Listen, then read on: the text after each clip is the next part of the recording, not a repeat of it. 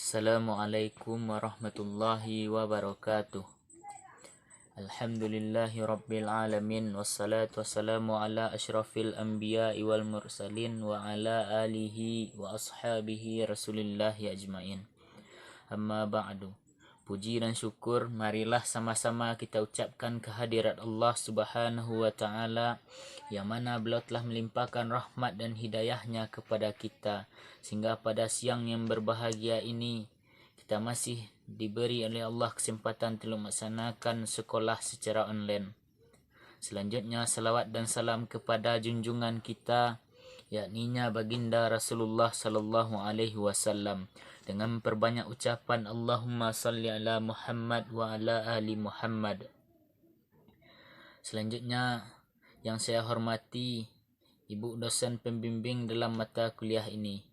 Selanjutnya saya tidak akan memperpanjangkan kata mukadimah. Saya akan langsung saja masuk ke dalam pembahasan makalah saya. Dalam makalah saya kali ini saya beranggotakan 3 orang. Yang pertama Syahrul Ramadan, yang kedua Ridani, dan ketiga Muhammad Ridho, saya sendiri. Selanjutnya saya akan menjelaskan apa yang ada di dalam pembahasan kami kali ini. Pembahasan kami bertema tentang peradaban dunia sebelum Islam.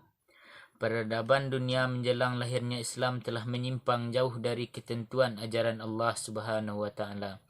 Pada masa pra-Islam terdapat 2 kekuatan peradaban di dunia, yaitu peradaban Romawi Timur dan peradaban Persia. 2 kerajaan yang menjadi tetangga Arab tempat lahirnya Islam.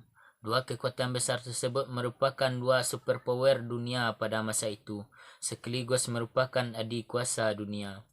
Arab sebagai tempat munculnya agama Islam belum dikenal dalam percaturan sejarah dunia sebelumnya. Peradaban Arab ketika itu memiliki yang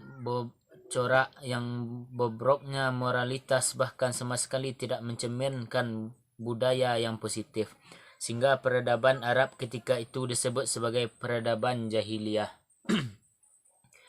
Dalam situasi dan kondisi peradaban dunia yang semacam itulah Nabi Muhammad SAW diutus oleh Allah untuk membawa agama Islam dengan menjunjung tinggi peradaban yang bermoral. Peradaban Romawi Timur, kerajaan Romawi didirikan pada tahun 753 sebelum Masehi dengan ibu kotanya Roma dan usianya lebih 10 abad. Bulan Mei 30 Masehi terjadi perpecahan dalam kerajaan Romawi yang berpusat di Roma, yaitu perpecahan 2 kerajaan, kerajaan Romawi Barat dan kerajaan Romawi Timur, dengan ibu kota Konstantinopel. Di Romawi ini belum masuk Islam pada masa itu. Orang banyak menyembah berhala dan menyembah yang lainnya. Pada abad ke-7 Masehi muncullah seorang pemimpin bernama Zoroaster yang kemudian terkenal sebagai Nabi orang Persia. Ia membawa ajaran baru yang didasarkan atas prinsip-prinsip agama lama yang telah diperbaikinya. Ia lahir dalam lingkungan suku di Media di daerah Azerbaijan dan meninggal pada tahun 583 Masehi. Ajaran Zoroaster terdiri atas 2 prinsip seperti agama lama, yaitu sebagai berikut. Yang pertama, alam berjalan sesuai dengan hukum yang telah ditentukan. Yang kedua, dalam alam selalu ada pertentangan antara berbagai kekuatan, antara cahaya dengan gelap, antara subur dengan tandus, dan lain-lain. Masyarakat Persia sebelum Zoroaster menyembah arwah orang-orang baik yang banyak sekali. Sementara itu, Zoroaster telah menyatukan tuan-tuan baik dalam satu Tuhan yang diberi nama Ahura Mazda. Demikian pula Tuhan jahat yang disatukan dalam satu Tuhan yang bernama Daruja Ahriman. Kitab suci Zoroaster bernama Avesta dan kitab komentarnya bernama Zamdavesta. Menurut Zoroaster, antara Tuhan baik dengan Tuhan jahat selalu bermusuhan yang menjelma pada makhluk kedua Tuhan itu. Sementara manusia tempat pertarungan antara kedua Tuhan itu. Menurut ajaran Zoroaster bahwa hidup ada 2. Yang pertama hidup di dunia dan kedua hidup di akhirat. Filsafat Zoroaster di antara pembahasan mereka yang bersifat filsafat yaitu pembahasan tentang nafs. Menurut agama Zoroaster bahwa nafs insan diciptakan Tuhan dan tidak ada. kemudian mencapai kehidupan abadi yang berbahagia. Apabila ia sanggup memerangi kejahatan di atas muka bumi, Tuhan memberikan mereka kebebasan memilih antara yang baik dengan jahat. Dalam diri manusia terdapat berbagai kekuatan seperti daya rasa, daya hidup, daya akal, daya ruh, daya jaga, dan sebagainya. Membicarakan masalah kebudayaan Romawi, terutama filsafat, kesenian, ilmu pengetahuan, dan kesastraan, kita harus membicarakan juga masalah kebudayaan Yunani. Karena kebudayaan Romawi pada hakikatnya adalah lanjutan dari kebudayaan Yunani. Georgi Zaidan membagi kebudayaan Yunani kepada 7 zaman, yaitu sebagai berikut. Yang pertama, masa dongeng, yaitu zaman Yunani purba, di mana seluruh kebudayaan penuh dengan dongeng dan khurafat. Yang kedua, masa pahlawan, dari tahun 900 sampai 700 sebelum Masehi.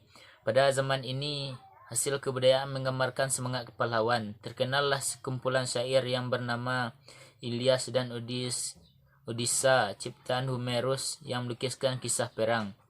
Yang ketiga, masa lirik, 700 sampai 500 sebelum Masehi, yaitu masa kolonialisasi Yunani di daerah timur dan tengah Afrika Utara. Yang keempat, masa keemasan, 500 sampai 323 sebelum Masehi. Pada masa ini menjelmalah sajak-sajak tamsil, filsafat, kitabah, dan sejarah. Dengan memperhatikan catatan ini, jelaslah bahwa kebudayaan Romawi adalah lanjutan dari kebudayaan Yunani. Masyarakat Persia cenderung untuk menyembah berbagai alam nyata, seperti langit biru, cahaya, api, udara, dan air, atau sebagainya. Yang semua makhluk itu mereka pandang sebagai Tuhan. Ada alam yang merupakan Tuhan baik dan ada yang alam merupakan Tuhan jahat. Antara Tuhan baik dan Tuhan jahat selalu terjadi permusuhan dan perkelahian. Api cahaya adalah lambang dari Tuhan baik yang menyebabkan mereka menyembah api sebagai Tuhan yang selalu mereka nyalakan dalam rumah ibadat mereka. Api sebagai Tuhan mereka menjadi sumber ilham bagi para penyair. Hasil seni Persia yang paling kuno yaitu keramik, patung, dan berbagai perabot dan perunggu. Seni lukis dan arsitektur. Masa-masanya dibagi sebagai berikut. Yang pertama, masa dinasti Achaemenid, sisa Babylon. Pusara-pusara dalam bukit batu, gambar timbul berwarna di Persepolis, batu ubin berlapis, dan Susa. Yang kedua, masa dinasti Seleukos. Di antara sisa-sisa peninggalannya yaitu runtuhan Assyria, tugu peringatan Antiochus, istana-istana bergaya Iwan, dan lain-lain. Yang ketiga, masa dinasti Sasanid, sampai kira-kira tahun 650 Masehi. Di antara sisa-sisa peninggalannya yaitu istana bergaya Iwan, yang di belakang Iwan utama didirikan belairung berkubah, jembatan-jembatan dengan busur meruncing, gambar-gambar timbul pasar bukit berbatu, barang-barang perak anggun, beberapa tenunan yang disutra, dan lain-lain. Mungkin hanya inilah makalah yang dapat kami sampaikan. Kalau ada kurang atau saran atau kritik dari teman-teman, kami siap menerima, karena kami mungkin hanya ini yang baru bisa kami sampaikan dan kami buat. Sekian, mungkin. Assalamualaikum warahmatullahi wabarakatuh.